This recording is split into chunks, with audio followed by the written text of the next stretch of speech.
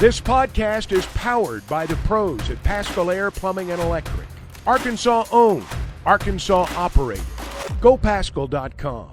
Clay, you were telling us during the break, I just assumed that you'd stay put at home with the weather, but you're kind of debating if you want to come or not this weekend. Yeah, I'd like to come. I'd like to see it because I think it's going to be a terrific game. And, the last one I went to, the press box was open and it was a little too cold for me, and I left early.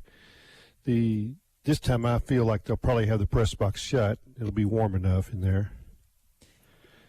That's my thought. They had the press box shut for the LSU game, right? Your comfort's the first thing we need to take into account. But it's cold enough. They didn't shut last weekend. His last name is on the press box. Well, if he wants to shut the windows, I thought they asked you before. By golly, Clay can shut the windows. But I also have a pass that I can go at any suite in the building, so I can go find me a warm place. I think that's not a bad. And my truck is exceptionally warm. I've got those heated seats. I've got the heated steering wheel. I've got all that kind of good stuff. I've got gloves and face coverings. I'll be fine. You loaded up with Allen, didn't you? Well, that's good.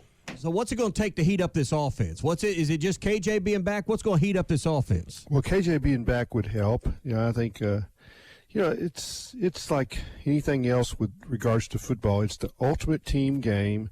It's not one thing. It's everything working together. And that's what I've seen that's been lacking is that one guy does his job, but then the next guy doesn't. Then that guy does his job for a little while, and then a third guy has a breakdown. They've got to be a well-oiled machine, and that all parts have to be clicking. And that goes with Kendall Browse he has to have a feel for what his guys can do, and that's the ultimate. When the coach understands what his guys can do, then you've got a good chance. Yeah, and I think just watching this run game and kind of where it's been. I mean, what I've been amazed. Got to get that back. That O line, and I know what Wagner was at, but even it was pointed out and talked about a lot. The running back's not breaking tackles. Just getting KJ back's not going to fix all the things that's ailed the team in the last week or two.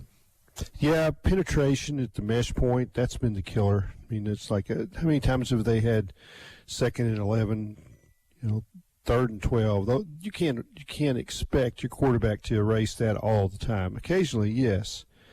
But I think the offensive line has got to play better I throw the tight ends into that area, and the protections have to be solid so that they can get their deep passing game going. And that's what's been missing the second half of the season.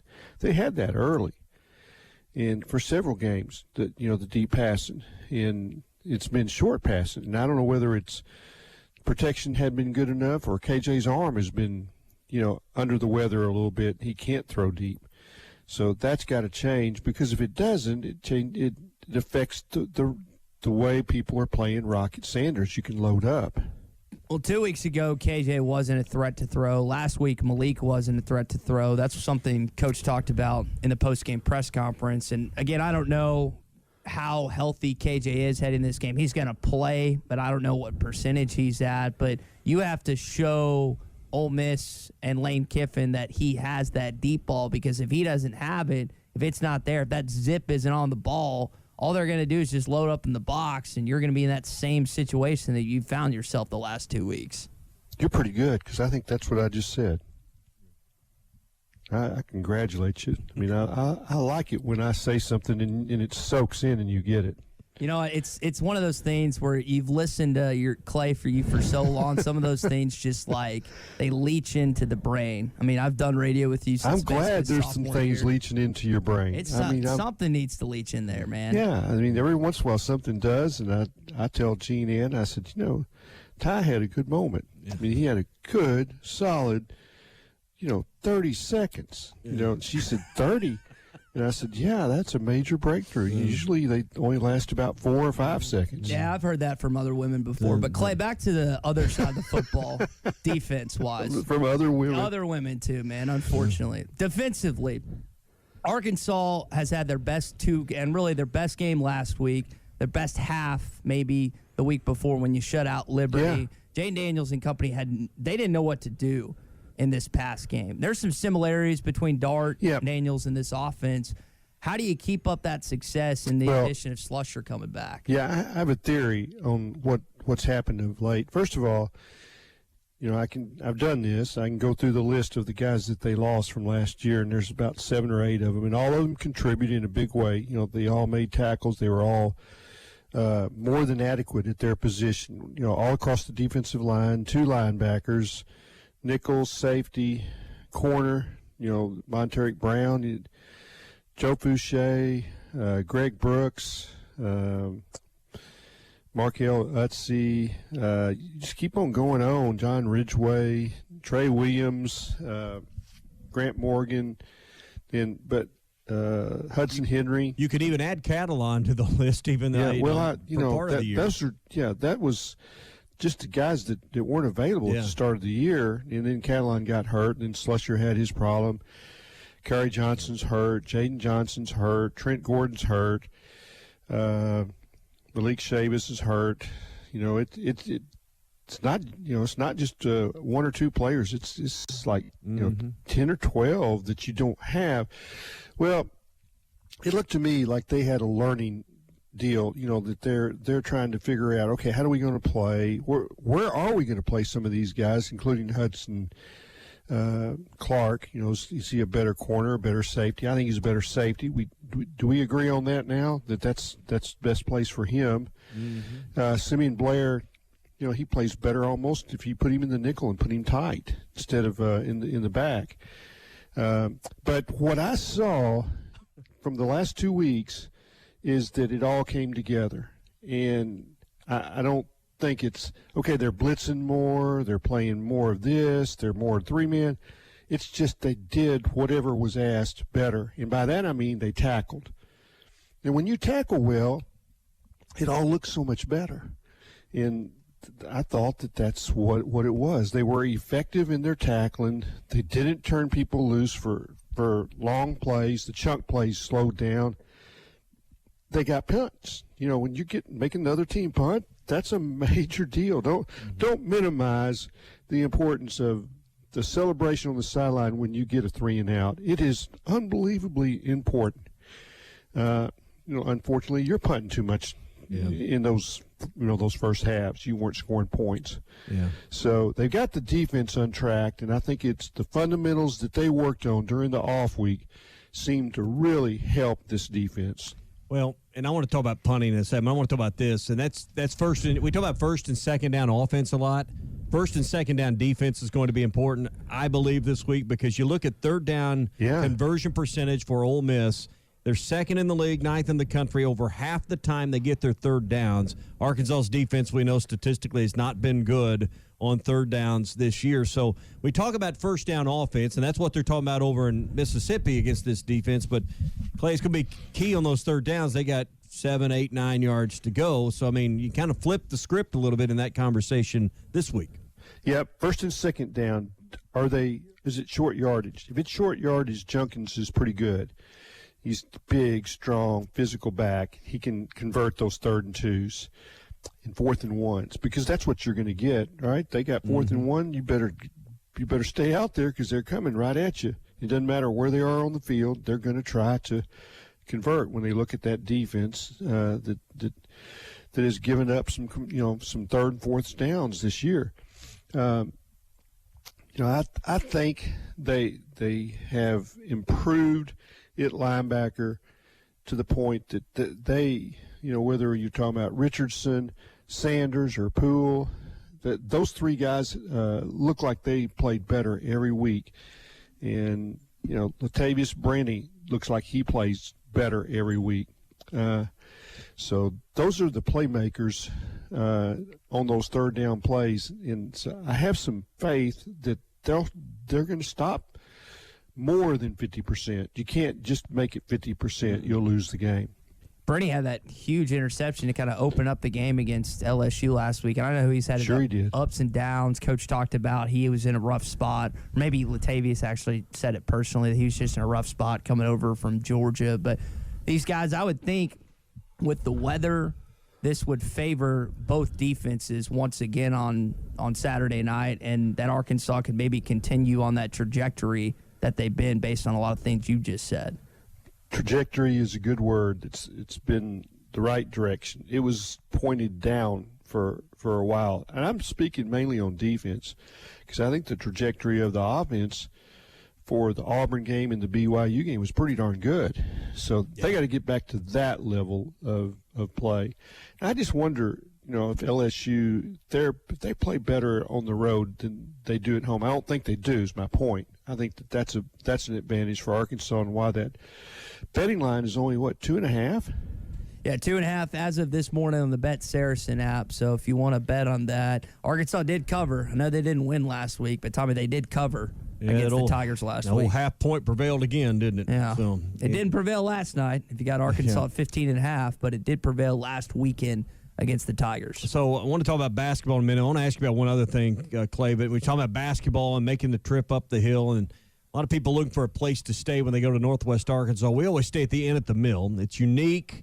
It's a different kind of hotel than you're going to stay anywhere else. It's got, kind of a historical presence when you're on the property. You see the old mill, and it dates back over a century. It's easily it's easy access to everything in Northwest Arkansas, whether you're going to the Amp for a concert or up to Crystal Bridges, or you're headed down south towards the stadium for a football game or a basketball game. It's centrally located, and everything is within minutes for you at the Inn at the Mill. Exit 69 there in Johnson, right off of I-49. I mean, it's immediately off the exit there. And they provide the personal touch. They got quality rooms. They're oversized rooms, so you need that room to spread out if you're on a business trip and get some work done. They can provide you with a room like that as well. They have a European-style breakfast and some snacks in the evening. It's a really great place. 443-1800.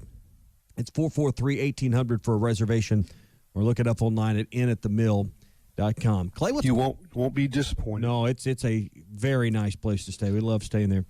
What's going on with the punting game right now? You brought Bauer back in, and now they seem to kind of going back and forth. What's going on? I tell you what's going on. They're having to punt too much. Well, okay. So when they do punt too much, why aren't they more effective? Why are they more effective? Well, I think competition sharpens iron, and I think that they have two really talented punters, and I think both Fletcher and Bauer are ultra. If you watch them in practice, you have a hard time picking between them because they're both fantastic. But I think just going in games and being a little more consistent is what's happening. So hold up. They're ineffective because they're having to punt too much?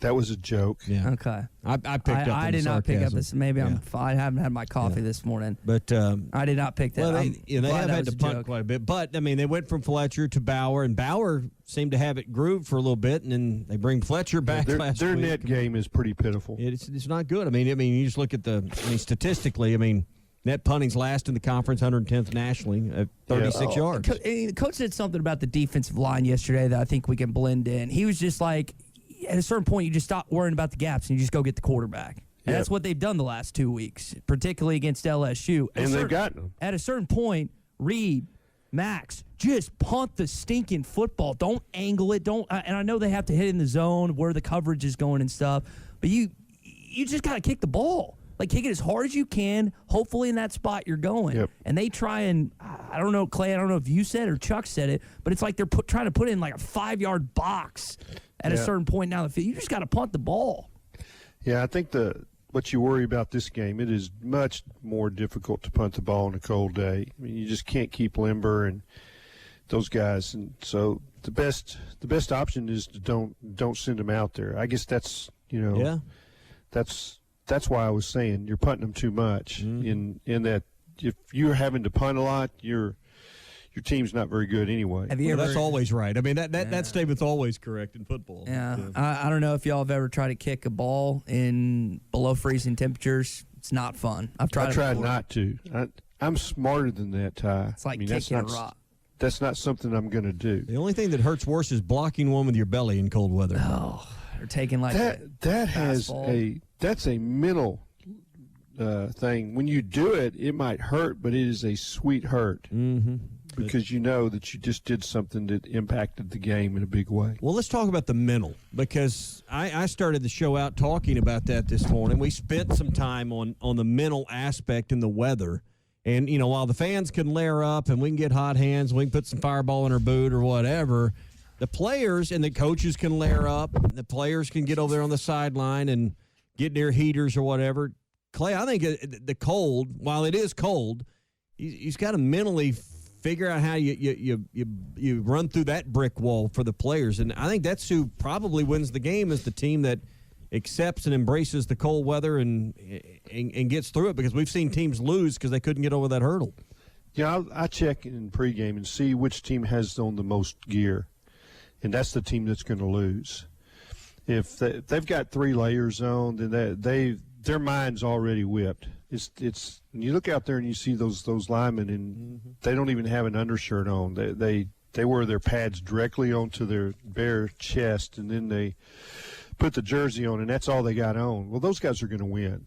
I mean, that's I've learned that from watching games in the NFL, the Packers games. When they look at their players, and it's like the Chris Collinsworth. Well, that team's not mentally here. They've got too many clothes on. So just watch for that Saturday night. What was that story you were telling about Brett Good one time as y'all were playing golf? It's like 30 or 40 degrees outside. You're bundled up. Brett's in a polo shirt and khaki shorts. He's like, this is nothing compared to Green Bay. Well, you acclimate to it. I mean, and, I don't know how much time, Clay, that Arkansas spent practicing outside and later in the afternoon and trying to acclimate to something similar to Saturday night. But I think the team that acclimates more and gets through that mental hurdle on Wednesday or Thursday, and by now is probably the team that has the edge. And the fans got to come the same way. They don't have – they can layer up, but they've got to be rowdy. They can't be just sitting there looking like they're shivering.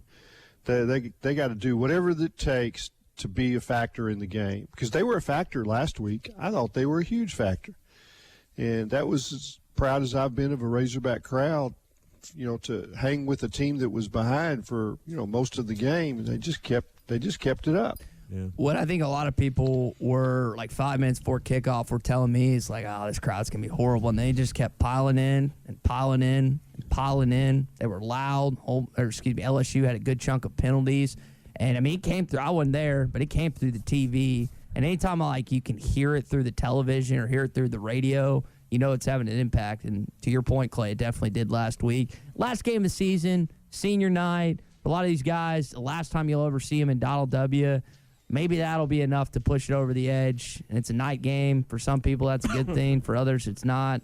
We'll see. I hope they have 70,000 there. I just, it's going to be easy for a lot of people to stay home and yell at the TV and hopefully through the TV. But I hope I'm wrong about that. I'm going to look like Humpty Dumpty covered in clothes. I'll be layered up, Tommy. You're going? I'm going, Clay. I'm not sitting in the press box because it's too warm. I got to be out in the temperatures and the conditions. Football is back, and BetOnline remains your number one source for all your football betting needs this season. You'll find the latest odds, matchup info, player news, and game trends. And as your continued source for all sports wagering info, BetOnline features live betting, free contests, live scores, and giveaways all season long. Always the fastest and easiest way to bet on all your favorite sports and events like MLB, MMA, tennis, boxing, and even golf. Head to betonline.ag to join and receive your 100% welcome bonus with your first deposit. Make sure to use the promo code BELIEVE to receive your rewards. That's BLEAV. Bet online, where the game starts.